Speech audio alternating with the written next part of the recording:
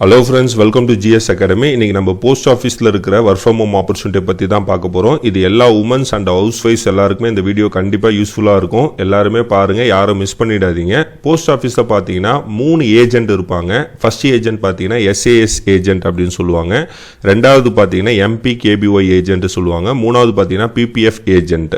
So இவங்களுடைய work என்னென்னா லோக்கலாக இருக்கிற கஸ்டமர்ஸ் கிட்ட நிறைய போஸ்ட் ஆஃபீஸ் ஸ்கீம்ஸை பற்றி சொல்லி அவங்கள கவர் பண்ணி அந்த போஸ்ட் ஆஃபீஸ் ஸ்கீமில் ஜாயின் பண்ணி விடுவாங்க.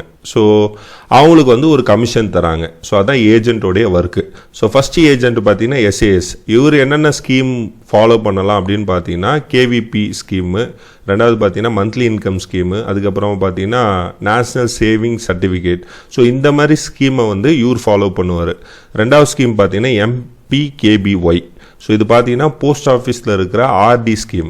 ஸோ RD ஸ்கீம் பார்த்தீங்கன்னா MPKBY ஏஜென்ட் தான் இந்த ஸ்கீமை ஃபாலோ பண்ணுவார். PPF பார்த்தீங்கன்னா PPF ஏஜென்ட் ஃபாலோ பண்ணுவார். ஸோ இந்த மாதிரி தமிழ்நாடு ஸ்மால் இன்வெஸ்ட்மெண்ட் டிபார்ட்மெண்ட் இந்த மாதிரி கேட்டகரைஸ் பண்ணி வச்சுருக்கிறாங்க. இது எங்கேருந்து எடுத்துறது பார்த்தீங்கன்னா 2007 ஒரு சர்க்குலரில் டீட்டெயில்டாக போட்டிருக்கிறாங்க. ஸோ அந்த சர்க்குலர்லேருந்து எடுத்த இன்ஃபர்மேஷன் தான் இது. ஸோ நெக்ஸ்ட் பார்த்தீங்கன்னா SAS ஏஜென்ட். ஸோ SAS ஏஜென்ட்னா Kisan Vikas Patra, monthly income scheme, இதெல்லாம் யார் பண்ணலாம் அப்படின்னு பார்த்தீங்கன்னா both male and female. And ரெண்டாவது பார்த்தீங்கன்னா MPKBY. இது recurring deposit RD scheme. So இது யார் பண்ணலாம் அப்படின்னு பார்த்தீங்கன்னா female only. So female candidate மட்டும்தான் இதை பண்ண முடியும். மூணாவது பார்த்தீங்கன்னா PPF ஏஜென்சி யார் பண்ணலாம் பார்த்தீங்கன்னா மேல் அண்ட் ஃபீமேல். ஏன் இந்த வீடியோ ஃபீமேல் ஒன்லி போட்டிங்க அப்படின்னு கேட்டிங்கன்னா இதுக்கு தான் அதிகமான கமிஷன் கொடுக்குறாங்க, அதான் இன்சென்டிவ் ப்ரொவைட் பண்ணுறாங்க. அதனால தான் ஃபீமேல் ஒன்லி நான் போட்டிருக்கிறேன். ஸோ எவ்வளோ கமிஷன் தராங்க அப்படின்னு பார்த்தீங்கன்னா நேஷ்னல் சேவிங் டைம் டெபாசிட்.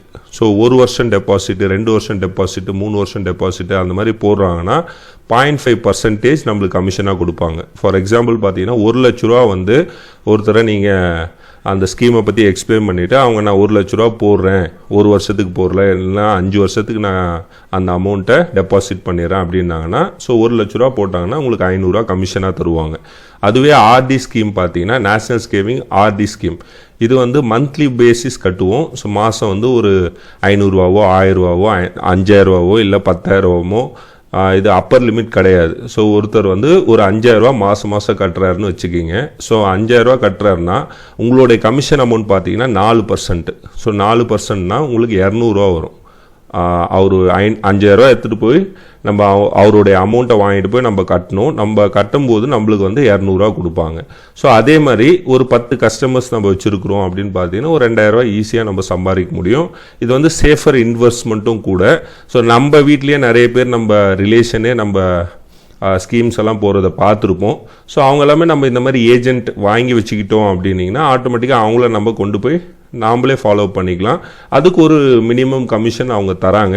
இது ஒரு பார்ட் டைம் இன்கம் மாதிரி நம்மளுக்கு கண்டிப்பாக இருக்கும். ஸோ ரிமைனிங் ஸ்கீமெல்லாம் பார்த்தீங்கன்னா அதே 0.5% தான். ஸோ கரண்ட்டாக பார்த்தீங்கன்னா இந்த PPF ஸ்கீமுக்கு எதுவும் கொடுக்கறது கிடையாது. ஸோ அதனால் அந்த மாதிரி ஏஜென்ட் இப்போ தேவைப்பட மாட்டாங்க. நேஷ்னல் சேவிங் சர்டிஃபிகேட் 0.5 தராங்க. மந்த்லி இன்கம் ஸ்கீம் 0.5 தராங்க. இப்போ மந்த்லி இன்கம்னா ஒரு 1 லட்ச ரூபா நம்ம கட்டுறோன்னா மாதத்துக்கு நம்ம அக்கௌண்ட்டில் பார்த்தீங்கன்னா ஒரு 614 ரூபா 17 ரூபாவும் நம்ம அக்கௌண்ட்டுக்கு கிரெடிட் ஆகும். ஸோ அந்த மாதிரி நிறைய பேர் போடுறாங்க. ஸோ அதுக்கு பார்த்தீங்கன்னா நீங்கள் 1 லட்ச ரூபா எடுத்துகிட்டு போய் நம்ம கட்டும்போது நம்மளுடைய கமிஷன் 0.5%. அப்படின்னா நம்மளுக்கு 500 ரூபா கொடுப்பாங்க.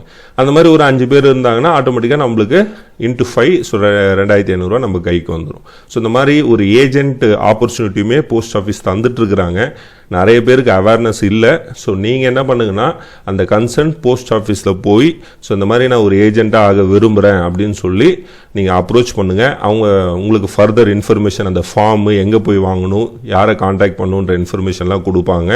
ஸோ கண்டிப்பாக இதுக்கு அப்ளை பண்ணுங்கள், விட்டுறாதீங்க. ஏன்னா இது ஒரு நல்ல ஆப்பர்ச்சுனிட்டி. ஸோ இந்த மாதிரி மினிமம் ஒரு அமௌண்ட் நம்மளுக்கு மந்த்லி வந்துக்கிட்டே இருக்கும். ஸோ எந்த இஷ்யூமே இருக்காது. ஏன்னா சேஃபர் இன்வெஸ்ட்மெண்ட்டு தான், சென்ட்ரல் கவர்மெண்ட் இன்வெஸ்ட்மெண்ட்டு தான் அது. ஸோ யாரும் நம்மளை கேட்க மாட்டாங்க. ஸோ ஆட்டோமேட்டிக்காக அவங்களுக்கு ப்ராப்பராக எல்லா டாக்குமெண்ட்ஸும் கொடுத்துருவாங்க.